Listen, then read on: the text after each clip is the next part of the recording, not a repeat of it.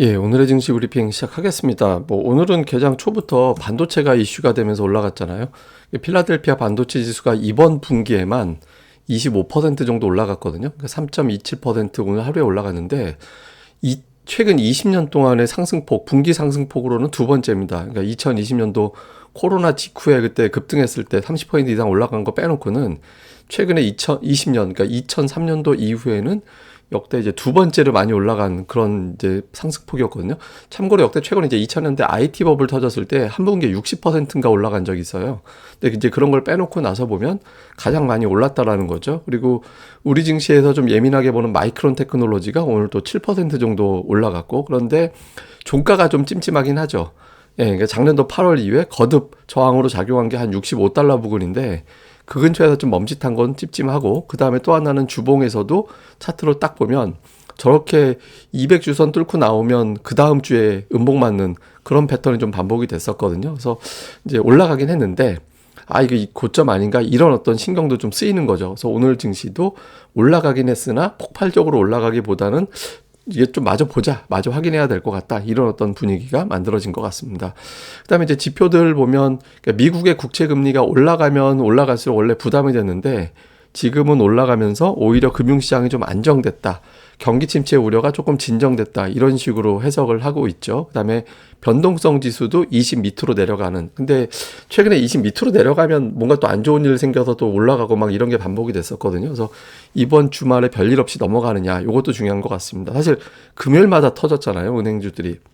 그래서 이번 주에 또 뭔 일 터질지 모르니까 투자자들이 올라가는 건 맞는데 여기서 급등할 정도는 아니지 않나? 뭐 이런 어떤 신중함도 같이 작동을 했던 것 같아요. 그리고 참고로 제가 이게 이제 미국의 금리 인상 확률은 뭐 5대5 비율이니까 이거 뭐 딱히 이야기할 건 아닌 것 같고, 그다음에 참고로 제가 이제 지난번에 한번 보여드렸던 차트입니다만은, 그러니까 미국 증시가 20년 동안 통계적으로 봤더니 3월에 이제 15일 이전까지는 좀 부진하다가 15일 이후부터 올라가는 그런 경향이 있었다라고 보여드렸잖아요. 결과적으로 보면 최근에 이제 미증시는 과거의 패턴대로 또 움직였던 것 같습니다. 어쨌든 증시 분위기는 좀 올라는 가지만 자신감 있게 밀고 올라갈 정도는 아니어서 조심스럽게 올라갔다, 이 정도로 우리가 보면 될 것 같습니다.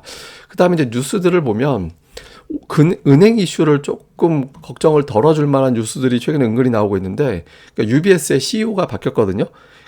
세르지오 에르모티라는 사람이 CEO로 영입이 됐는데, 이 사람이 2011년부터 UBS를 맡아가지고 경영을 했던 사람이에요. 한 10년 정도 경영을 했는데, 그때 당시에 금융위기 터지고 나서 이제 경영자에 올라온 이후에 뭐 사업 구조 조정이라든가 이런 것들을 해내면서 UBS의 전성기를 이끌었던 그런 인물이었거든요. 그래서 크레딧 스위스를 합친 이후에 이제 구조 조정이라든가 이런 거를 제대로 해낼 것 같다. 유럽발 금융위기, 그러니까 이제 은행 위기가 좀 수습되지 않을까? 그러니까 이런 기대감이 좀 있었던 것 같고요.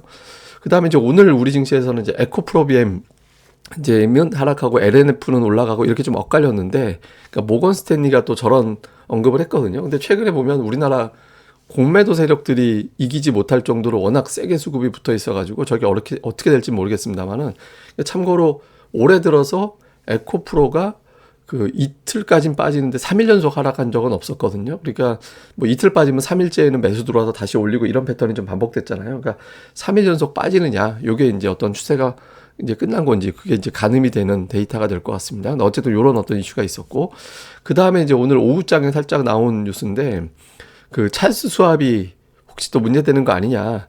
지금 증권사에서 여기서 이제 장기 국채 투자를 워낙 많이 해놔가지고 여기서 평가손이 지금 되게 커져 있다, 좀 문제가 될 수도 있겠다, 이런 어떤 내용들이 슬슬 나왔거든요. 이게 금요일에 뭔가 흔들려고 빌드업하는 건지 모르겠는데, 최근에 3주 동안 금요일마다 터졌어요. 실리콘밸리 터지고, 그 다음에 크레딧 스위스 터지고, 지난주 도이체뱅크 터지고.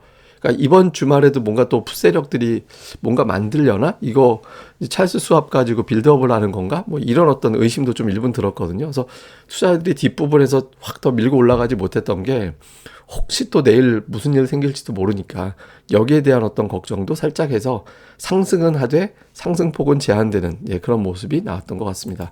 자, 수급을 보면 외국인들이 매수 들어왔습니다. 그리고 선물도 사고 콜옵션도 되게 많이 샀는데, 사실 선물 매수에 비해서 지수가 별로 안 올랐어요. 이 정도 하면 오늘 뭐 지수 한 3, 40포인트 확 올라가야 되는데 열심히 올라가지 못했죠. 그러니까 그만큼 경계감도 이제 공존을 했다라는 거고, 또 외국인들이 2,600억을 샀는데 삼성전자를 2,100억 샀거든요.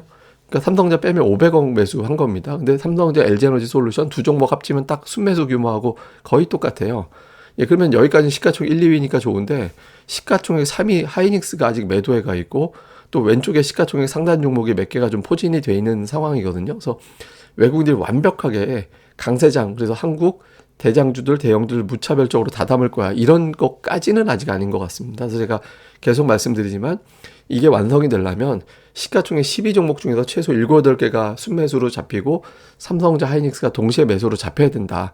근데 이제 조금 외국인들 아직은 확신은 좀 덜 있는 것 같아요. 그리고 기관들은 삼성전자는 팔고, 반면에 SK하이닉스는 매수하고, 그러니까 미증시에서 오늘 이제 반응한 거대로 좀 움직였죠. 근데 역시 또 삼성전자는 안 샀거든요. 근데 그럴 수밖에 없는 게, 오늘 뭐 금융투자가 매도로 잡혀 있기 때문에 뭐 이제 시가총액 상위 종목이 전부 다 오른쪽에 가 있기는 좀 애매했던 것 같습니다. 그 다음에 이제 코스닥이 되게 중요한데, 외국인들은 오늘 2차 전지는 또 쭉 팔았어요. 예, 리튬 2차 전지 이쪽을 좀 팔고, 제약 바이오 관련된 종목군들이 좀 매수 쪽에 좀 들어가 있고, 일부 게임주들이 또 매수 쪽에 들어가 있는 그런 형태를 보였고요. 기관 투자자들은 2차 전지 오늘 팔고, 다음에 매수 쪽에서는, 그러니까 모건스탠리 하라는 대로 했죠. 에코프로비엠 팔고 LNF 사고, 이거는 이제 그렇다 치고, 그 아래쪽은 역시 반도체 관련된 IT 관련된 종목군들의 이제 비율이 상당히 높아졌습니다. 그래서 기관들은 지난주 이후부터는 좀 반도체를 담는 모습을 보였는데, 이게 오늘이 결제 기준으로는 오늘부터 2분기가 시작된 거거든요. 그래서 저게 2분기 빌드업이 된 건지, 아니면은 그냥 잠깐 단타로만 치고 빠져나가는 건지, 이제 이게 뭐 계속해서 좀 이어지는지, 요걸 보면 2분기 주인공인가? 이게 또 가늠이 될 수 있잖아요. 그래서 계속 수급은 좀 추적을 해봐야 될 것 같습니다. 자, 이후에 이제 이슈를 보면, 채권 시장이 일단 진정은 됐거든요. 근데 역으로 채권 시장 진정, 그러면 금리 인상 다시 계속, 그럼 경기 침체, 뭐 이런 식으로 또 나쁘게 보면 이제 그런 사이클로 나올 수 있거든요. 근데 이걸 우리가 가늠하는 거는 역시 이제 빅테크로 봐야 됩니다. 그러니까 미국에서 나스닥이 더 세냐, 다우가 더 세냐, 이제 이걸로 봐야 되거든요. 그래서 어쨌든 나스닥이 상대적으로 견조하고, 다음에 빅테크들이 이제 버텨주면 이제 경기 침체 쪽으로는 그렇게 심하게 보는 건 아니라고 봐야 되니까, 요 부분들 확인이 필요하고요. 그 다음에 이제 앞서 말씀드린 대로 반도체주, 특히 마이크론 테크놀로지가 65달러가 철벽 같은 저항대로 작용을 하는 그런 위치였거든요. 여기서 뭐 잠깐 단기 저항이야 나올 수는 있겠지만, 이제 공방 버리고 재차 시원스럽게 돌파하는 그런 움직임이 나와주느냐, 그래야 정말 바닥이다라는 게 나오고, 오늘 하이닉스가 택도 없이 못 올랐잖아요. 저 마이크론 테크놀로지에 비하면. 그러니까 그게 이제 동력이 생길 수 있겠죠. 그래서 이게 이제 어떻게 움직임이 나오는지. 그 다음에 코스닥이 12일 중에서 11일 올라갔거든요. 굉장히 강세인데, 근데 이 기간 동안에 이렇게 올라갔는데 ADR이 90밖에 안 돼요. 이게 무슨 얘기냐면, 이제 상승 시도할 종목군들은 아직 계속 있다.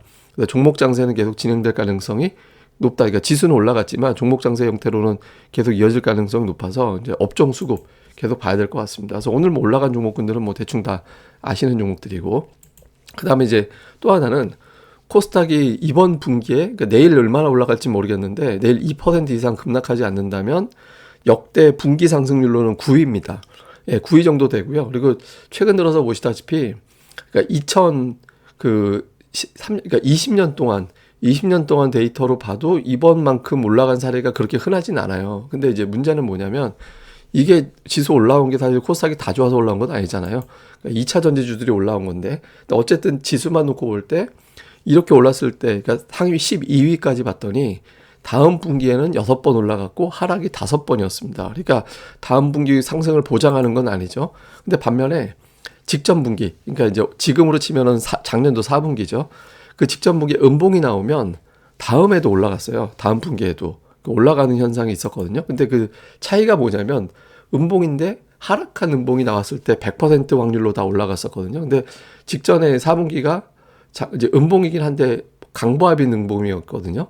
그래서 이게 그대로 적용될지는 모르겠습니다만, 어쨌든 과거 통계상으로는 이렇게 나왔다. 그러니까 이것도 좀 우리가 주목을 해봐야 될 것 같습니다. 그래서 어쨌든 지금은 이제 핵심은 뭐냐면, 2차 전지가 이제 지수를 많이 움직였고, 2차 전지 독주에서 지금 이제 분산이 돼서 다른 쪽으로 이제 좀 분산이 되고 있는 과정이기 때문에 일단 반도체가 가장 핫하게 움직이고 있는 상태죠. 근데 제가 말씀드린 게 반도체뿐만 아니라 제약 바이오라든가 아니면은 뭐 게임이라든가 하여튼 여러 종목군들이 그 후보가 될 수도 있기 때문에 시가총액에서는 그래서 좀 기관의 수급이 어느 쪽으로 가는지 그러니까 지난주부터 이미 기관들이 관련된 종목들 많이 사놨고 그게 반응을 한 거였거든요. 그래서 이 구도도 계속 주목해 보시는 게 좋을 것 같습니다. 그리고 제가 이런 차트나 데이터는 여기 계속 올려놔요. 그래서 보시면 분석 데이터 요 게시판에 역대 코스닥 그 상승률 상위 뭐 이런 거 제가 어제 해설까지 달아서 올려놨잖아요. 그래서 여기서 이제 증시 분석 데이터 게시판 많이 봐주시고 또 제가 뭐 팟캐스트 방송이라든가 이런 것들 방송 요약은